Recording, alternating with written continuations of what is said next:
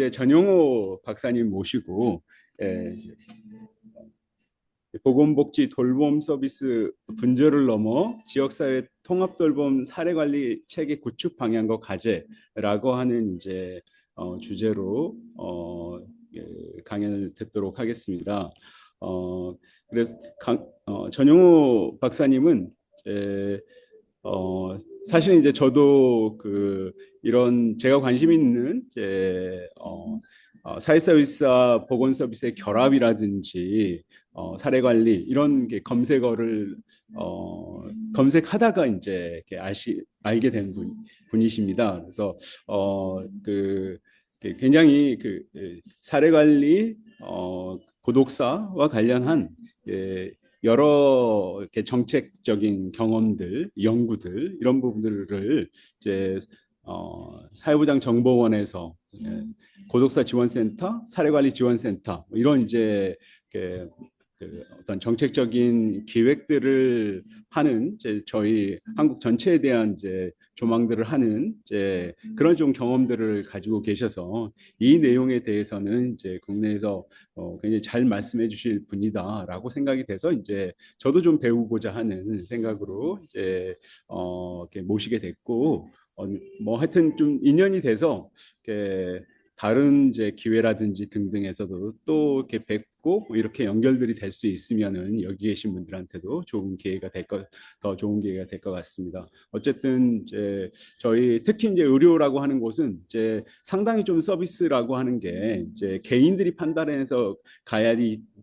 서비스를 이용을 하는 분절적인 서비스가 많은 곳인데 지금 어쨌든 이야기되는 돌봄에서는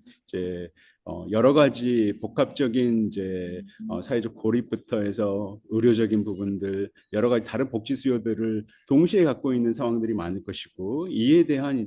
어떤 통합적인 서비스들을 어떻게 전개해 줄 것인지가 중요하고 그럴 때 저는 가장 특히 어려운 케이스에 대한 사례 관리라고 하는 것들이 실질적으로 어떤 형태로 일어날 수 있을지 이런 게 굉장히 좀 강권적으로 중요하다고 생각합니다. 서비스의 질에 있어서도 그러하고요. 그래서 그런 부분들에 대한 오늘 좋은 강의 세미나 기대됩니다. 네, 전현우 박사님 그러면 말씀 부탁드리겠습니다. 네. 네, 잘 들리시나요? 네, 잘 들립니다. 네, 네. 예, 감사합니다. 이렇게 귀중한 포럼의 자리에 발표자로 섭외해 주셔가지고 저도 많이 공부할 수 있는 계기가 될 수 있을 것 같습니다. 교수님께서 소개를 해주셨는데 조금만 더 제 이력을 좀 설명드리면 지난 2013년도에 보건복지부로부터 한국사회보장정보원이 그, 사례관리, 공공사례관리와 관련되어서 그 지금의 사례관리 정책 지원센터, 그전의 명칭은 희망복지지원단 중앙지원센터였는데 위탁을 받고 운영을 지금 하고 있습니다. 그게 이제 14년부터 제가 이렇게 이 센터에 결합해서 지난 한 10년 동안 공공사례관리인 통합사례관리에 관련되어서 쭉 그 정책 연구, 지자체 컨설팅 그리고 관련된 어떤 매뉴얼과 가이드를 개발하는데 참여를 해 왔었고요. 지난 3년 전부터는 이 고독사와 관련되어서 법 제정과 기본계획 수립 관련되어서 사업들이 진행되는데 중앙에 지원센터가 없어서 그 지원기능, 중앙지원기능을 저희 센터가 하면서 기본계획 수립이나 지자체의 시범사업에 대한 모니터링과 컨설팅, 그리고 고독사 위험도 평가 도구, 척도 개발 관련된 것들 결합했었던 경험들이 있습니다. 통합돌봄과 관련되어서는 지난 문재인 정부 때 지역사회 통합돌봄과 관련되어서 지자체 단위에서 돌봄의 사례 관리를 어떤 전달체계에서 할 건과 관련돼서 통합사례관리 전달체계 조직과 인력을 어떻게 활용할 거냐 관련되어서 좀 관여했는데 이번 정부에서의 지역의 돌봄에 관련 통합 지원과 관련되어서 약간의 어떤 어프로치가 다르고 지금 진행되는 시범사업과 관련되어서 깊게 인볼브 되어 있지는 않지만 현재 지금 저희 원에서 돌봄 통합 지원과 관련된 정보 시스템 구축과 관련되어서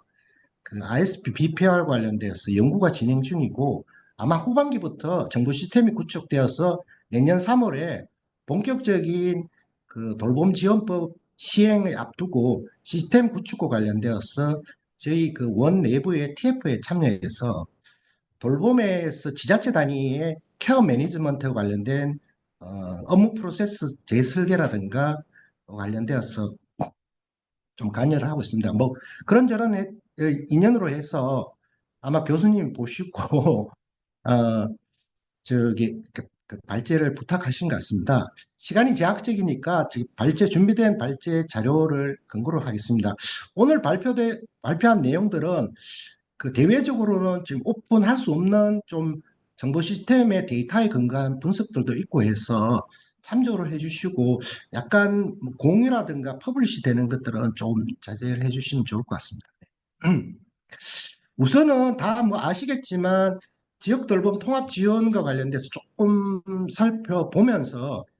뒷부분에 지역 돌봄 통합 지원과 관련된 사례 관리 체계와 관련되어서 기존의 통합 사례 관리와 연결해서 좀 한번 좀 방향들과 과제들을 좀 살펴보도록 하겠습니다. 이 그림은 아까 말씀드린 그 저희 원에서 돌봄 통합 지원 정보 시스템 구축 관련 ISP가 지금 수립하는 거 관련돼서 이제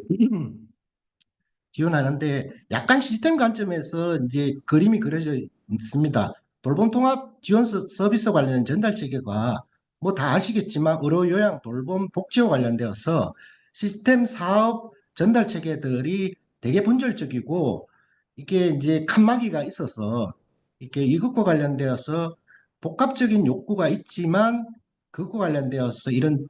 그 이런 칸막이들로 인해서 대상 자격 이력 정보가 산재된 가운데서 통합적인 서비스가 제공되지 못하고 있는 것들이 이 돌봄 통합 지원 서비스의 전달 체계의 현실인 것 같습니다. 내년 3월 27일에 이제 법이 본격적으로 시행되면서 물론 지금 어떤 시범 사업들이 진행되고 있지만 이 그림에서 보시는 것처럼 이거는 뭐 복지부의 시범 사업에 따라서 내부 자료인 건데 뭐 보신 분들은 있을 겁니다. 선정하고 분류해서 제공하고 분류하는 과정에서 어떻게 이제 통합 판정하는 것 관련돼서 건보가 이 통합 판정 체계를 도입해서 판정하고 지자체의 어떤 그 정보들을 의뢰하면 지자체에서 본격적으로 케어 매니지먼트를 하는 개인별 지원 계획 수립, ISP부터 서비스 제공 사후 관리를 하는 이런 일련의 어떤 프로세스로 아마 이제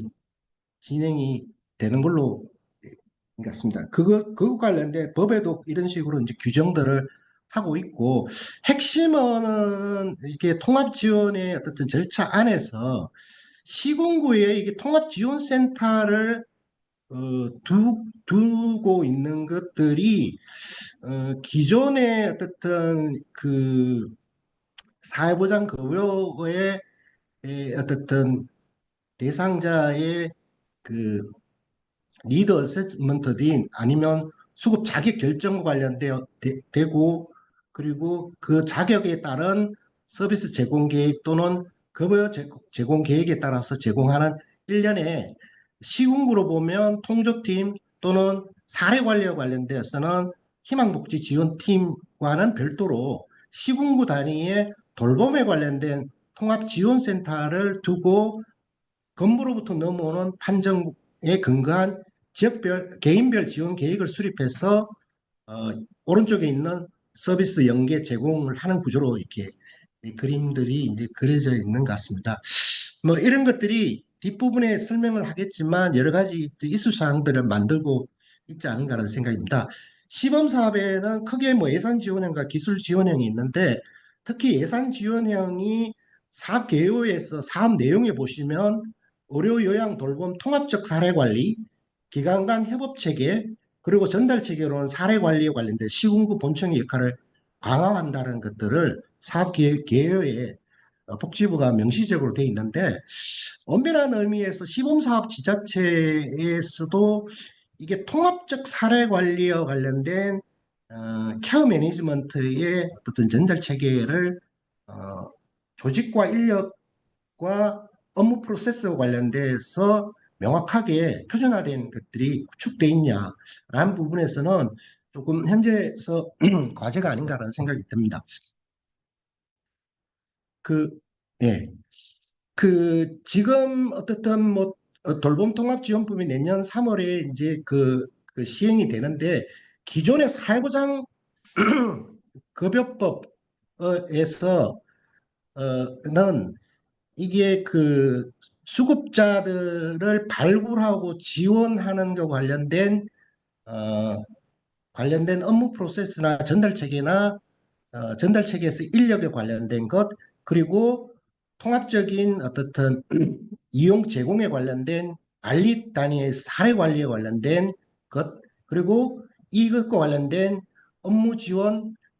모니터링과 관련된 정보 시스템에 관련된 규정들이 사회보장급여법에는 법률적인 조항으로 이게 들어가 있고, 특히 오늘 어떻든 주제가 되는 사례 관리에 관련되어서는 사회보장급여법에 42조 2의 통합사례관리라는 것들이 규정되어 있어서 좀 보면 지원자의 사회보장 수준을 높이기 위하여 지원 대상자의 다양하고 복합적인 특성에 따른 상담과 지도, 사회보장에 대한 욕구조사, 서비스 제공 계획의 수립을 실시하고 거기에 따라서 사회보장급여 및 민간 법인 단체 시설이 제공하는 서비스를 연계 제공하는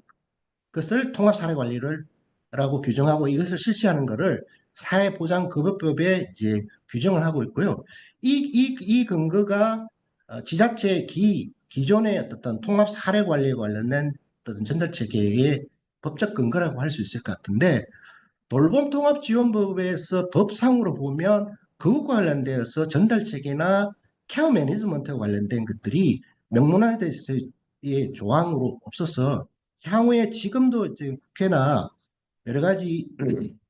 그룹들에서 통합돌봄지원법의 시행령 시행규칙 그리고 관련된 개정의 의견들이 지금 논의들이 있는데 뭐 그런 부분들이 향후에 좀 더 개정돼야 될 부분이 아닌가라는 생각이 들고 다만 22조의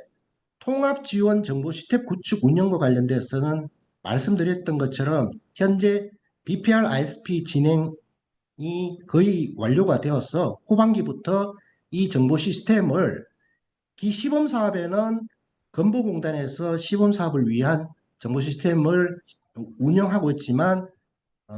향후에 본 어떻든 법 시행 이후에는 행복이험 사회보장 정보 시스템 안에 통합 지원 정보 시스템을 구축 운영하는 걸로 지금 해서 지금 후반기에 이 시스템을 구축 예정이 있습니다. 지금 앞서서 이렇게 그 통합 돌봄 지원과 기존에 있었던 이제 사회보장 급여와 관련된 포괄적인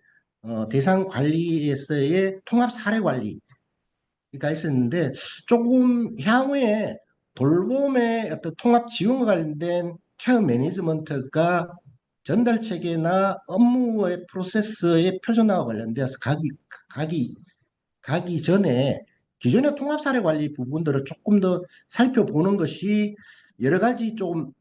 중요한 의미를 가질 것 같습니다. 지난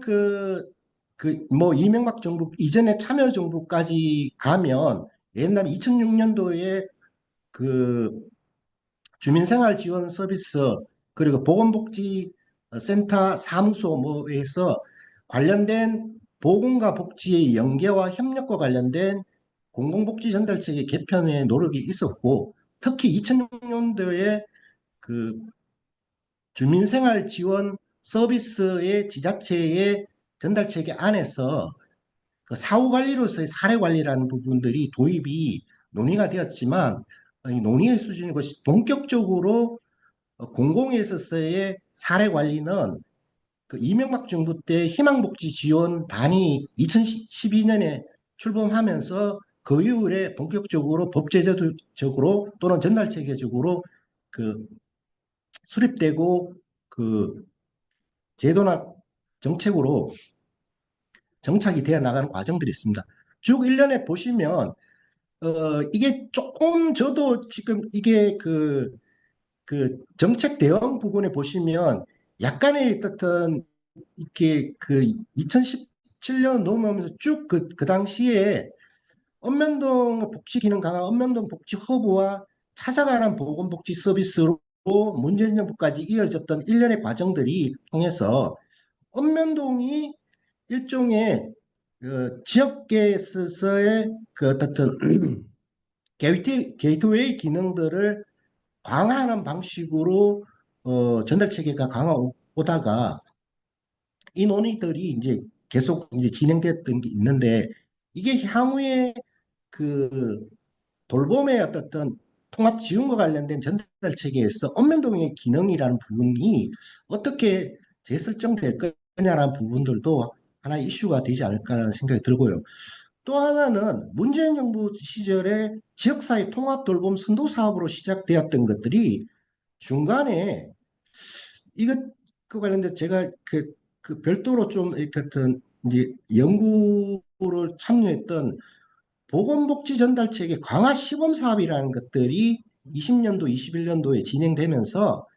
화성과 춘천에는 별도로 노인 돌봄 전달체계 개편 시범 사업이 진행되는데 이게 그 당시에 이 화성과 춘천의 노인 돌봄 전달체계 개편 시범 사업의 핵심이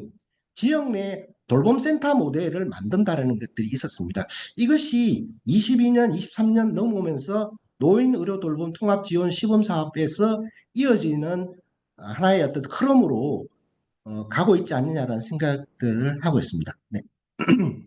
종합사례관리는 아까 법적인 부분들을 설명해 드렸고 주요 목표는 빈곤 예방, 탈빈곤, 빈곤 예방이라고 매뉴얼에 그렇게 규정들을 하고 있는데 사업 대상을 보시면 이거 체크표 한 것들이 약간 이게 대상의 우선순위 부분이 사실은 지금 2025년 희망복지원 업무 안내에서 사업 대상을 이런 순서로 배치가 되어 있는데 원래 2012년부터 쭉 오던 사업 대상의 우선순위는 사실은 두 번째인 통합사례관리를 통해서 탈빈곤 자활기능 지원으로 가능한 가구, 그 밑에 사상의 빈곤 가구, 그러니까 두 번째, 세 번째가 1번, 2번, 그리고 지금 첫 번째 순서로 있는 지자체 복지 사각지대 조사를 통해 발굴된 위기 가구 중 통합 사례 관리가 필요한 가구가 지금 2025년도 업무 매니아라는 사업 대상으로 제일 1순위에 와 있습니다. 이제 그 말은 통합 사례 관리에서의 정책적인 사례 관리 타켓이라는 것들이 그간의 과정들을 통해서 어떻든 우선순위가 조금 변동되면서 이것이 공공통합 사례 관리에서의 업무에 여러 가지 영향들을 주는데 그 위기 가구 중에 계속적으로 이게 또 이제 좀 추가가 됐어요. 그 A씨들이. 그 중에 뭐 청중량력 1인 가구나 돌봄 위기 가구 쭉 가시면 자살 고위험군 그리고 가장 최근에 고독사 위험군 이런 위기 가구들을 통합 사례 관리가 필요하다고 했을 때 통합 사례 관리 대상으로 선정해서 개입한다 이렇게 되어 있습니다. 관련돼서 업무 절차를 좀 보시면 일반적인 그 사례 관리 업무 프로세스들을 준용하는데 사실은 통합 사례 관리에서는 지자체 읍면동에서 이 대상의 발굴이란 부분들을 강조하고요. 그 위에 지원으로서의 사례 관리 개입이라는 부분이 있습니다. 그래서 발굴 읍면동에 초기 상담하고 접수해서 니드 어세스먼트 위기도 조사 사례의 어, 선정, ISP, 제공, 점검, 종결, 사후관리, 읍면동 이렇게 넘어가는 구조인데 이게 보시면 이게 크게 보면 시군구를 중심으로 한 희망지원단의 어떤 비유가 있고요. 지난 어, 정부에서 읍면동의 기능들을 강화하면서 특히 문재인 정부의 찾아가는 보건복지 서비스 관점에서 보면 이 인력들이 투입되고 조직을 세팅하면서 읍면동에서도 찾아가는 보건복지 서비스의 내용으로서 읍면동 사례 관리가 강조가 되는 그래서 읍면동이 실질적으로 게이트웨이 기능을 할 수 있는 구조로 좀 설계가 되어 있습니다. 2012년 기준에서 시군구 희망복지지원단만으로 있던 것들이 지난 문재인 정부를 하면서 이런 읍면동 찾아가는 보건복지에서 관점으로 조금 더 그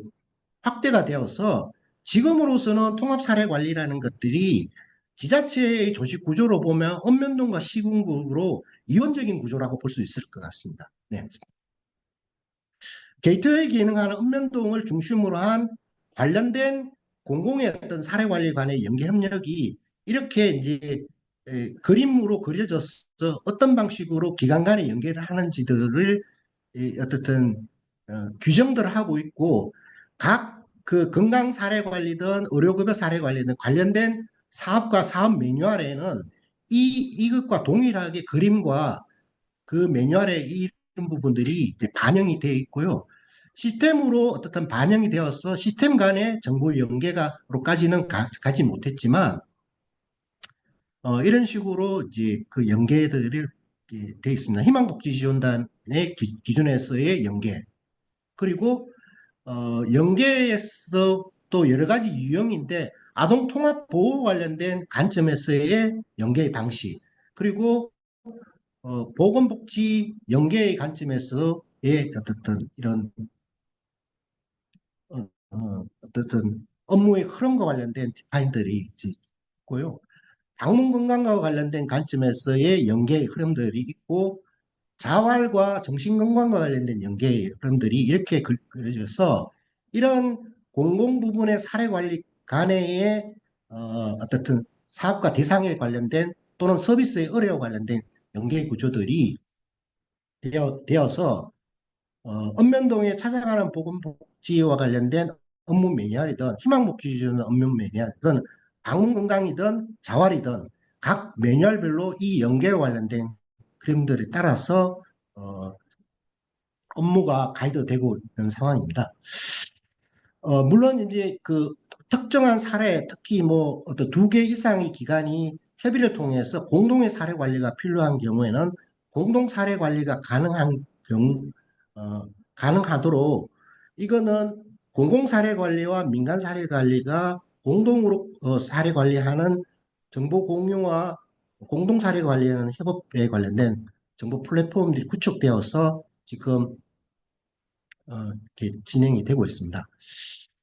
조금 더 이게 사례 관리의 어떤 세부적인 현황들을 보시면 지난 12년부터 공공의 통합 사례 관리에 관련되어서는 쭉 있었던 케이스의 숫자입니다. 지난 2012년에 8만 정도에서 시작해서 정점이 2017년도에 20만 정도까지 지자체에서 어, 그의 사례 관리 대상으로 선정해서 개입했던 케이스 숫자입니다. 20, 2017년에서 정점하다가 2018년부터 이 숫자가 보시는 것처럼 줄어듭니다. 이게 되게 역설적인 게 아까도 설명했지만 16년부터 읍면동 복지허브와 17년, 18년을 넘어가면서 읍면동에 찾아가는 보건복지 서비스의 전달 체계가 강화되면서 읍면동의 어떻든 복지직 공무원의 정원들을 포함한 인력들이 충원이 되었는데도 불구하고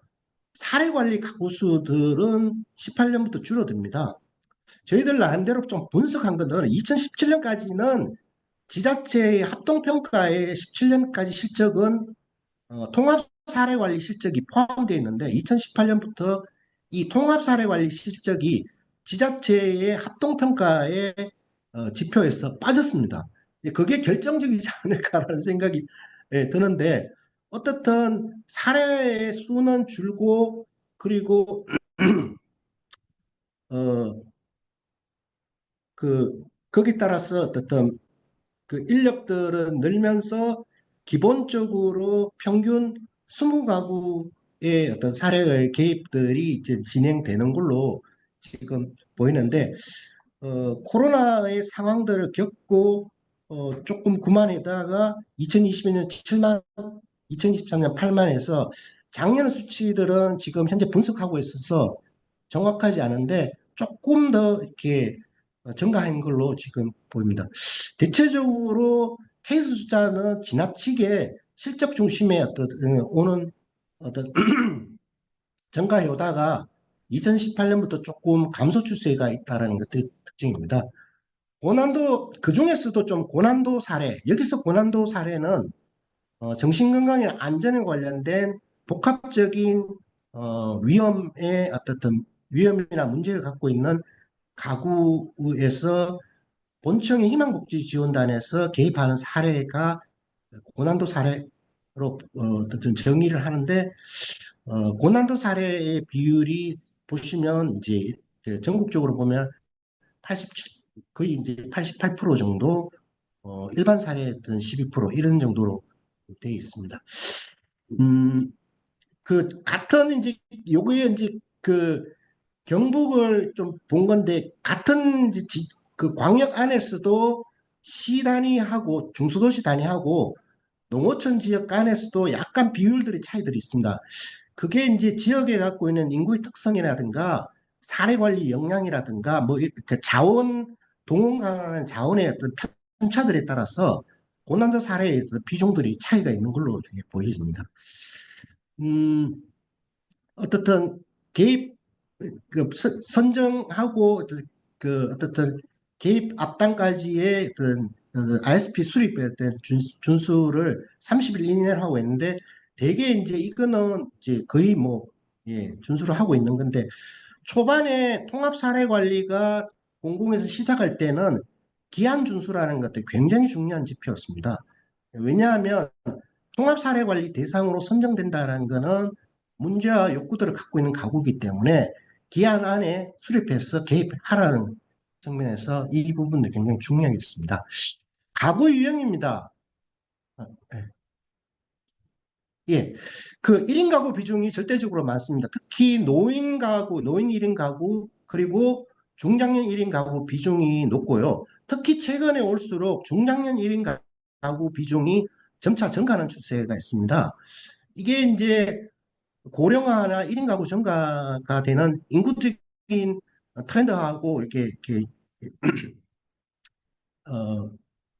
연결이 되는 것 같고 특히 1인 가구에서의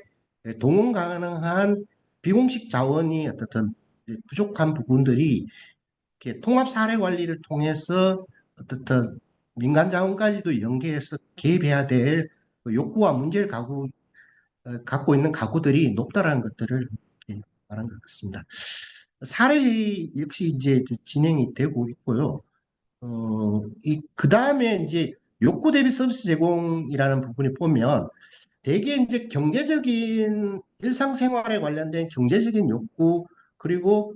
돌봄, 신체나 정신에 대한 건강 그리고 주거 뭐 이런 부분들이 되게 이제 높게 나타나고 그 욕구와 관련돼서 그 매칭한 서비스 제공에 관련된 어떤 비율들을 볼 수 있을 것 같습니다. 음, 이거는 조금 다르게 좀 빅데이터 좀 분석을 한 건데 보시는 것처럼 특히 일상생활에 관련된 욕구들이 통합 사례 관리 가구에서는 절대적으로 높습니다. 사례별로 어떤 서비스를 제공했느냐를 보면 일상생활에 관련된 욕구로 지원했던 게 빈도들이 굉장히 높게 나타났고요. 대개 평균적으로 왼쪽에 보시면 한 사례당 한 3개의 서비스들이 있고 그 케이스들이 한 개에도 한 2천 케이스 서비스가 제공되는 게 2천 케이스가 되고 이게 보시면 서비스가 다양하게 있을 것 같은데 실제로는 90% 정도가 83종의 서비스 안에서 지금 어떻든 제공이 되는 걸로 지금 분석이 되고 있습니다. 그래서 이게 이제 통합 사례 관리 가구의 욕구 특성이 어, 어, 그 지역에 상관없이 좀 이제 그좀 욕구가 좀 이게 동질적인 것을 반영한 건지 아니면 지자체 공공 사례 관리 안에서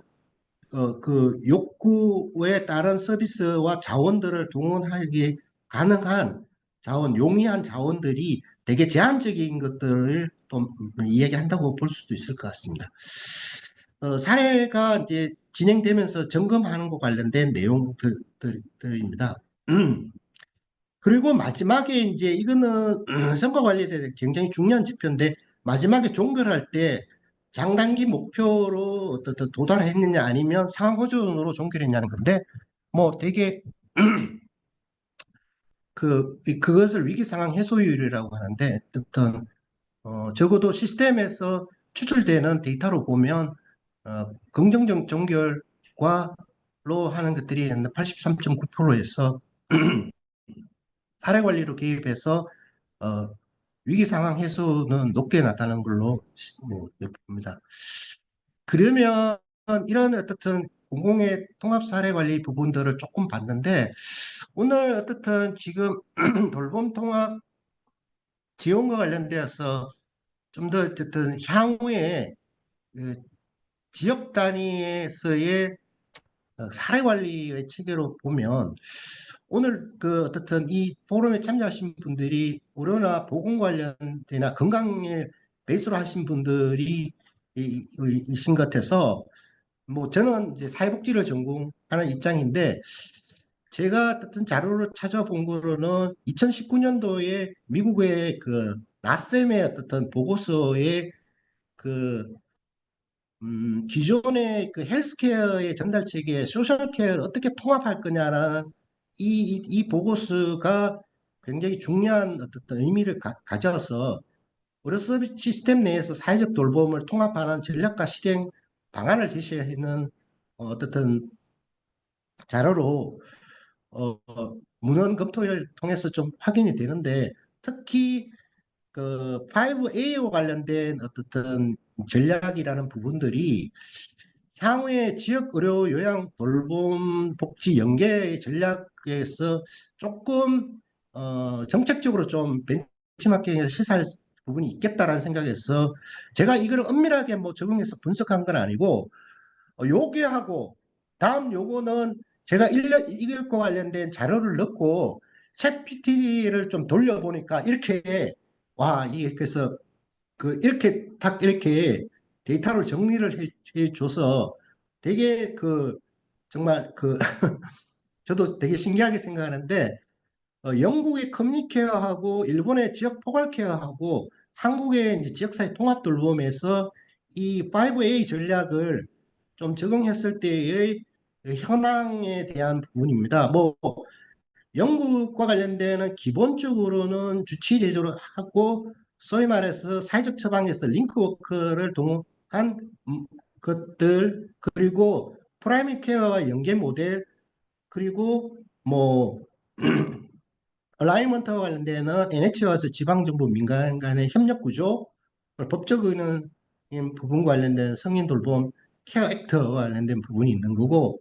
지역 포괄 케어는 지역 포괄 케어 센터, 그리고 중앙정부와의 지자체, 그리고 지역, 그리고 다직종과 관련된 팀과 회의, 그리고 그 개호보험과 의료보험과 복지서비스가 연계 구조가 있는 법제화 뭐 이런 부분들이 있는데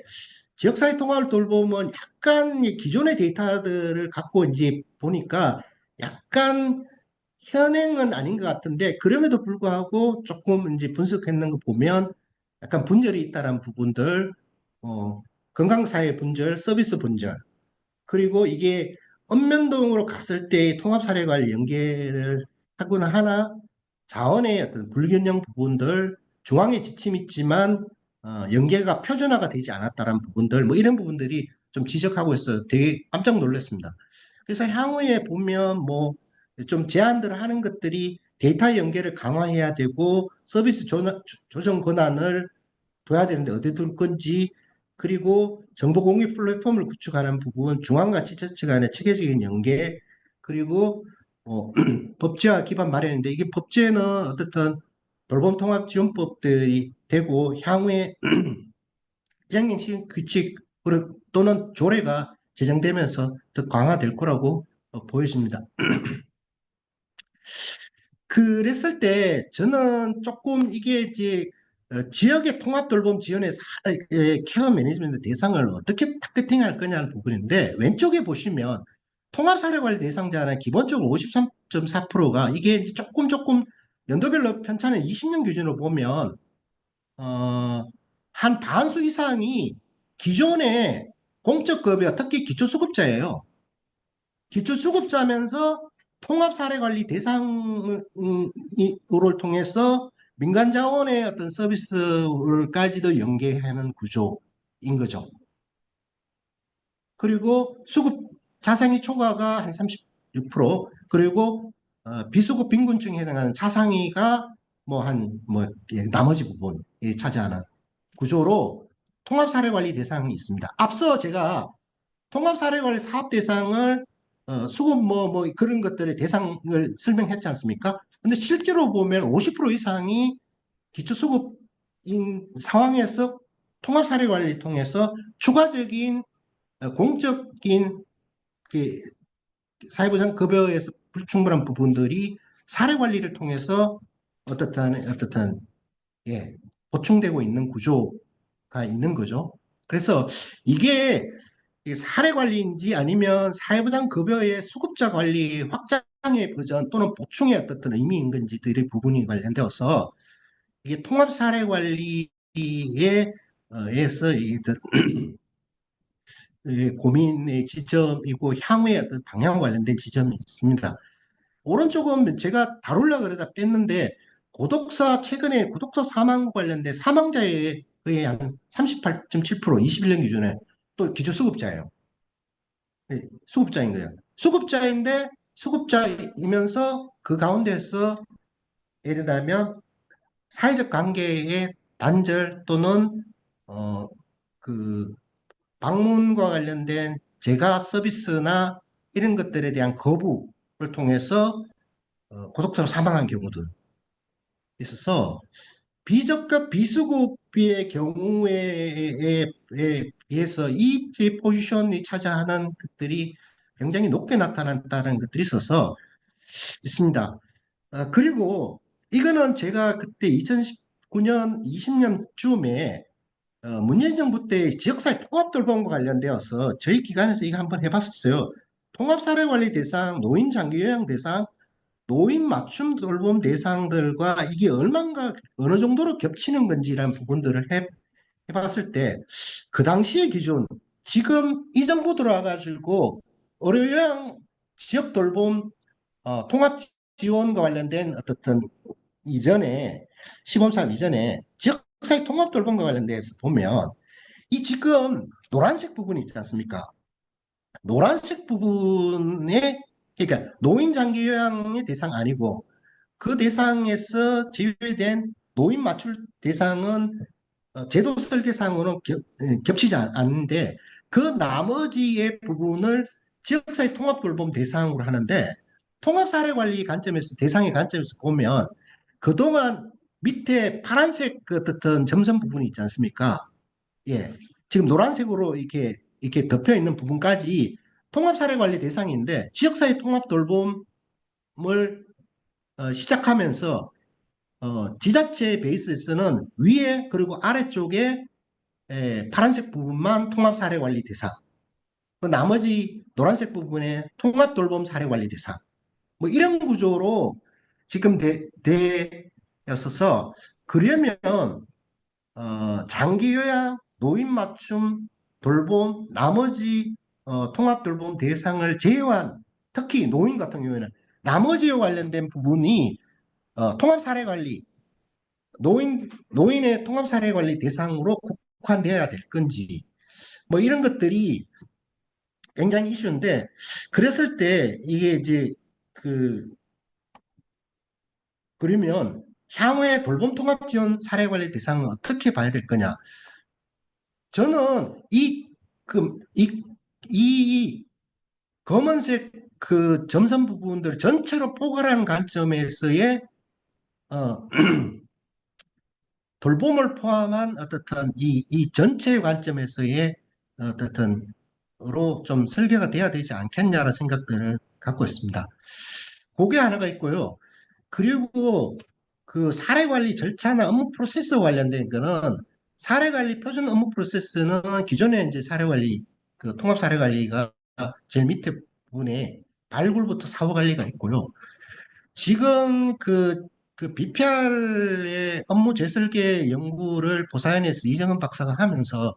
이거는 아직 퍼블리시가 안 됐는데 그 투비로 지금 한 게 이제 신청 접수 종합 판정 통합 판정 종합 판정 조사는 건보가 하는 거 종합 판정 서비스 제공 의뢰 종합 판정 이 세 번째 부분이 개인별 지원 계획 작성까지 해서 지자체 케어 매니지먼트 과정들인데 서비스 의뢰 제공 모니터링 종결 퇴원 환자 연계에는 별도의 프로세서가 있는 거고 뭐 이런 식으로 기존의 에즈이스 시범 사업과 별도로 이 업무 프로세서가 있습니다. 향후에 이 부분들이 이제 최종적으로 돌봄 통합 지원의 업무 프로세스 확정되고 이게 시스템적으로 반영이 되면 표준적인 업무 프로세스가 될 거라고 보는데 여전히 아까 말씀드린 종합 판정 조사를 통해서 건보가 얻을 만큼 할 건지 그러면 거기서 기존에 노인 돌봄 외 기타 어떤 기타 돌봄 서비스까지의 를 종합적으로 그야말로 판정하고 그 결과들을 그 지자체에 줘서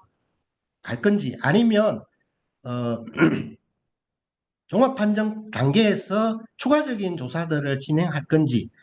여기에서 보면 종합 판정 부분에 보면 밑에 그 하살표 보시면 추가 조사가 지자체에 또 있습니다. 이렇게 했을 때 중복 조사의 의미들 또는 그 이용자의 관점에서는 조사의 필요감 뭐 이런 것들 어떻게 할 거냐라는 부분들이 좀 있을 것 같고요. 그리고 그 종합 판정 조사를 그러면 건보가 다 한다고 하면 떤 정보를 지자체에 다 넘길 건지 어떤 만큼의 정보를 넘길지 뭐 이런 부분들이 지금 있을 것 같습니다. 다음 그러면 연계하는 사업과 연계 방식과 관련되어서는 이거 제가 한 거 아닌가? 이게 그 지금 뭐 퇴원 환자 지금 보건의료 장기요양 일상생활 지원 사례 관리 관련되어서 어, 옆에 그 이용자 발굴 의뢰 방식, 서비스 의뢰 방식, 사례 관리 연계 방식에서 어, 이- 이제, 이제 연계 사업에 따라서 그 이게 연계 방식들이 단수일 수도 있고 복수의 방식들이 있어서 이런 식으로 지금 업무 재설계 됩니다. 이것 역시 아마 최종적으로 어떤 방식으로 어떤 사업에 대해서 어떤 방식으로 연계할 것인지들이 좀 다 이제 사업별로 디파인 되어야 되고요. 이 개별 사업과 간의 어떻든 정책적으로나 사업적으로 이렇게 협의와 합의 과정들이 있어야 될 것 같고요. 그걸 통해서 뭔가 가이드나 업무나 어떤 시스템의 반영까지들을 포함한 것들이 향후적으로 가야 되는 상황들이 있을 것 같습니다. 한 가지만 보면 통합 지원과 이렇게 노인 맞춤 돌봄과 관련되어서 뭐 이런 식으로 사례 관리 연계 서비스 의뢰, 뭐 이용자 의뢰 관련된 부분들이 뭐 그 노인 맞춤 돌봄 사업의 어떤 프로세스와 통합 지원 사업 간의 어떤 연계가 있죠. 그래서 그리고 통합 지원과 통합 사례 관련돼서는 통합 지원 과정에서 통합 사례 관리 예상 판단된 경우에 개인별 계획 수립 단계에서 통합 사례 관리로 사례를 이관한다. 이렇게 이제 파인되는데 그러면 ISP 단계에서 통합 사례 관리로 이관해서 그럼 지자체에서 서비스 제공 계획 수립 단계에서 통합 사례 관리에서 받아서 바로 진행을 하고 그것이 가능할 거냐는 부분들이 좀 있을 것 같습니다. 그 다음에 이제 전달 체계 관련돼서 제가 2020년에 제주시에 컨설팅으로 갔는데 지역사회 통합돌봄 전달 체계가 통합 사례 관리 관련돼서 그 지자체 그림을 그려보니까 이런 식이었어요. 그래서 희망복지지원단이 기존에 있었는데 통합 사례 관리를 하고 있었어요. 그러면서 제주시가 지역사회 통합돌봄 하면서 또 통합돌봄 지원팀을 만들고 읍면동에서는 맞춤복지팀에서 어, 사- 어, 통합 돌봄을 위해서 통합 사례 관리와 관련되어서 대상을 구분해서 욕구조사부터 종결까지의 사례관리 프로세스가 있고요. 맞춤형 복지팀에서 동일한 공무원이 이 사례는 통합사례관리 대상, 이 사례는 통합돌봄 대상이라고 구분해서 특히 제주시 같은 는 장애인이면 통합돌봄 뭐 이렇게 해서 진행하고 시군구에 통합돌봄 지원팀의 고난도 사례가 올라왔지만 실질적으로 고난도 사례의 사례관리는 희망지원팀의 통합사례관리사가 사례관리 진행하는 뭐 이런 형태의 전달체계 구조에 있어서 전달체계로 보면 통일되지 않고 약간 뭔가 좀 노직이 예, 예, 불분명한 부분이었고 아까 말씀드렸던 화성 춘천은 지역 돌봄센터를 통해서 뭔가 걸러내고 거기에서 판정하고 지역에 있는 기관으로 서비스 의뢰 연계하는 방식이었는데 지금 시범사업에서 지자체 전담 조직은 과 형태로 해서 세개팀 모델로 하고 특히 케어 매니지먼트 관련돼서는 통합 지원 서비스팀에서 이제 진행하는 걸로 하고 이제 그림들이 표준적인 안으로 지금 제안이 되고 있습니다. 기존에 좀 제안했던 지금 돌봄과 미래의 정책위원장 하는 변정한 박사가 아마 이게 전주시의 경험들을 갖고서 돌봄통합지원센터 전달체계 관련되어서 아마 센터 중심, 특히 변진 박사 같은 일본의 지역 포괄 케어 센터인 인구 3만 5만 정도의 통합 돌봄 센터를 설치하고 읍면동과 시군구의 중간에 이 센터를 두고 하는 방식으로 하는 모델을 좀 제안하고 공공과 민간의 어떤 서비스를 연계하는 방식인 것 같고 저는 기존의 어떤 지자체 중심 모델에서 노인, 장애인, 아동 또는 뭐 정신질환 관련돼서 기존의 어떤 복지팀들을 어떤 조사, 심사 판정, 계획 연계하고 하는 이 노인 통합 돌봄팀 이걸 묶어서 지자체 안에 돌봄 통합 지원센터로 두고 이게 뭐 과든 하고 사례 관리는 각 팀별로 사례관리 기능들을 내장할 건지 아니면 사례관리 인력을 별도로 하는 사례관리팀을 별도로 두는 방식으로 해서 기존의 희망복지지원팀과 통합해서 갈 거냐 이런 부분들이 좀 고민이 돼야 되지 않을까라는 생각들을 하고 있습니다.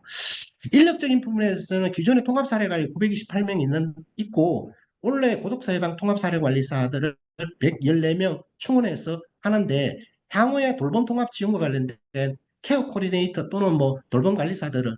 어떤 방식으로 충원해서 갈 건지 아니면 통합사례관리사를 확충하고 역할을 세분화할 건지 이런 부분들이 다 정리가 되지 않을까라는 생각을 하고 있습니다. 시스템은 아까 말씀드린 것처럼 뭐 지금 현재 후반기부터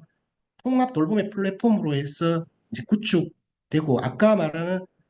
정보를 통판에서 어떤 식으로 연계할 건지 각 서비스 연계 기관의 시스템들하고 어떻게 연계할 건지 앞단에서 의뢰되는 읍면동 보건소 복지기관 되게 민간이 있고 장기용기관 민간인데 민간하고 공공에서의 행복위험의 공공 시스템에 관해 어떻게 민간 공공의 정보들을 어떻게 연계할 건지 이런 부분들이 향후에 정보 시스템 구축에서의 이슈 상황이 되지 않을까라는 생각이 듭니다. 근데 마지막으로 중요하지만 주요하게 논의되지 않은 이슈는 저는 돌봄의 장소성이고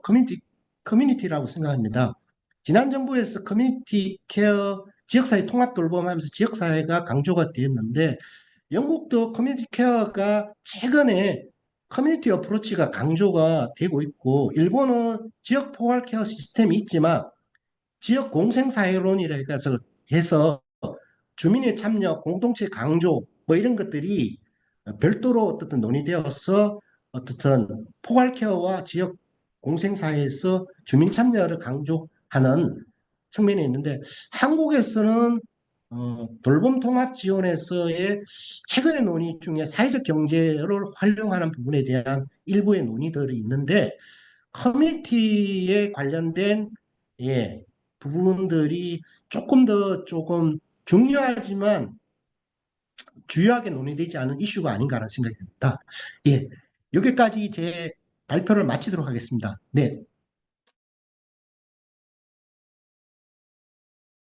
그 그 좋은 이제 그림들을 이렇게 굉장히 도움들이 많이 될 것 같은데 전체적으로 서비스가 어떻게 계획되고 있고 그리고 그 세비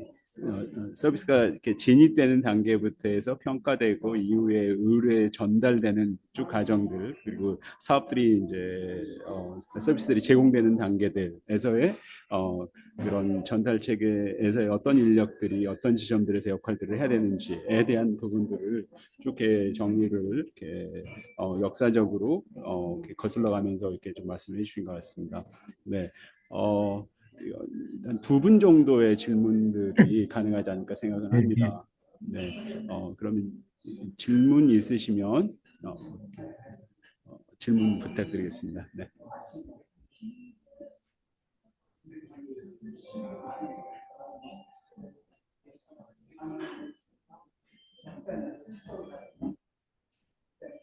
어, 예, 채팅창에도 지금 질문 들어와 있는 것은 없는 것 같고 혹시 질문 없으실까요? 어,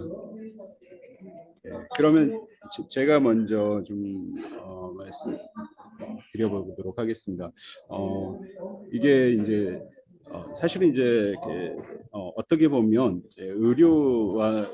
같은 이제 어떤 급성기 의료는 당연히 그러하겠지만 일상적인 이렇게 지역 사회에 거주하면서 동시에 이제 의료를 돌봐야 되는 그런 상황에서도 또한 이런 이렇게 의료라고 하는 것이 이제 상당히 좀 그 복잡한 이제 어떤 서비스들을 반영을 해야지만 되는 뭐 그런 상황들이 있을 수 있다고 생각합니다. 이를테면 아까 이렇게 예를 보여주셨던 잠시 정신건강과 관련되는 이슈를 가지고 있는 경우 뭐 이런 부분들에서는 이제 어떻게 보면 이제 일반적인 이제 어떤 평가라든지 사례 관리하고는 별도의 이제 사례 관리들이 좀 더 전문성들이 높은 다른 종류의 전문성들을 지닌 뭐 이런 상황들이 늘 좀 의료 내에서는 존재할 거라고 생각이 되는데 이제 이러한 어떤 부분들을 어떻게 좀 수용할 것인지라고 하는 것들하고 아마도 이제 통합돌봄 전체적으로 충분한 서비스들을 기획해내는 것들이 중요할 것이다라고 생각이 되는데 이를테면 이제 주거 같은 부분들은 상당한 이제 뭐 여러 가지 예산이라든지 비용들의 투자가 절대적으로 좀 중요하지 않을까 생각이 되는데 와 같은 부분에서 어떤 정도의 서비스의 좀 충분성이라고 하는 부분들에서 과연 이제 에서도 좀 어떤 예산 규모라든지 등등에 대한 논의들은 의외로 좀 더딘 것 같은데 이런 예. 부분들에 대해서도 좀 저희가 준비들을 하고 있는 상황이 있다면 아시는 대로 좀 말씀해 주시면 고맙겠습니다. 사실은 되게 제가 제일 약한 부분이 이제 그 부분인 것 같아요. 이제 다만 제가 그쪽에 관련된 의료적인 전문성들은 없는데 지난 지역사회 통합 돌봄이나 최근에 어, 돌봄 통합 지원과 관련된 일련의 과정들을 보면서 기본적으로 그 퇴원 이게 이제 커뮤니티 케어의 탈시설을 이제 해서 입원이나 퇴원을 필두로 한 지역사회 재가를 포함한 지역사회에서의 돌봄이라는 이슈로 이제 지역사회 통합 돌봄 뭐 돌봄 통합 지원이라는 논의가 제가 알고 있는 최대치이고 특히 지난 정부의 지역사회 통합 돌봄에서의 그 퇴원 퇴소 이후의 지역사회로 트랜지션 하는 데 대한 의료 베이스에서의 지역사회로 트랜지션 하는 데 대한 그 뭐 어떻든 프로세스나 아니면 그게 따라서 가리는 어떻든 어, 전달 체계나 뭐 이런 거 관련된 그 교수님 말씀하셨던 그랬을 때 그 트랜지션에 관련된 어, 업무 그리고 그 업무에 따른 인력 그리고 거기에 따르는 재원과 뭐 그것이 건강보험에서 수가에 대한 반영 뭐 이런 부분들이 있을 것 같은데 그 부분에 관련된 논의는 사실은 이제 뭐 본격적으로 이제 해 가야 될 이제 큰 이슈지 않을까라는 생각이 들고 그게 하나가 있고요. 제가 영국에서의 그 의료 베이스에서 지역사회 트랜지션 할 때에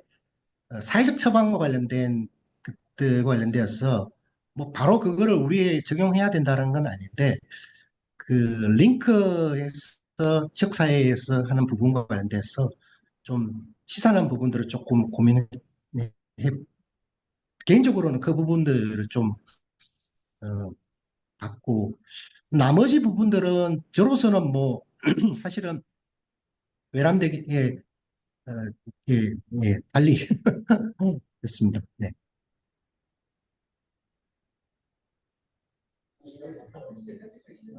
혹시 또 다른 질문이 있으실까요? 아니면 이대로 좀 마칠까 합니다. 오늘 사실은 이제 저희가 이렇게 통합 사례 관리, 특히 이제 뭐 이런 그 의료를 뭐 보건소장님들이 이렇게 그 지역에서 회의 있는데 부르지도 않더라. 뭐 혹은 뭐 반대로 공문을 보내는데 보지도 않더라. 뭐 이런 식의 이제 이야기들이 있기도 합니다만 의외로 이제 어떤 저는 이렇게 여전히 본류라고 생각이 되는데 통합 사례 관리에 특히 이제 사회 서비스적인 측면에서 어떻게 그 예전에 제가 읍면동 허브라든지 뭐 이런 것들을 듣기는 했었지만 그 이렇게 내부의 세세한 부분들에 대한 들을 기회가 참 없었는데 오늘 그런 부분들에 대한 말씀들이 좋았다고 생각이 됐고 아마도 이렇게 이 주신 자료는 좀 공유가 되는 거죠. 네, 그래서 저희가 두고두고 좀 공부하고 할 수 있는 좋은 자료도 얻게 된 것 같습니다. 네, 오늘 발표해 주신 정용호 박사님께 감사드리고 세미나는 이렇게 마치도록 하겠습니다. 네, 수고하셨습니다. 네, 수고하셨습니다. 수고하셨습니다.